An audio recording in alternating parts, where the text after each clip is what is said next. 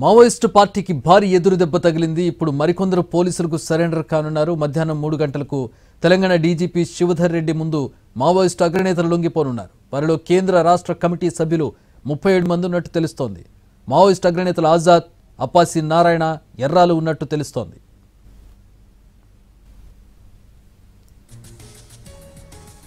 ఇప్పటికే మల్లోజుల వేణుగోపాల్, ఆసన లాంటి వ్యక్తులు పోలీసుల ముందు సరెండర్ అయ్యారు. గత నెలలో మావోయిస్టు పార్టీలో కీలకంగా ఉన్న తెలంగాణకు చెందిన బండి ప్రకాష్ అలియాస్ ప్రభాత్ కూడా డీజీపీ ముందు లొంగిపోయారు.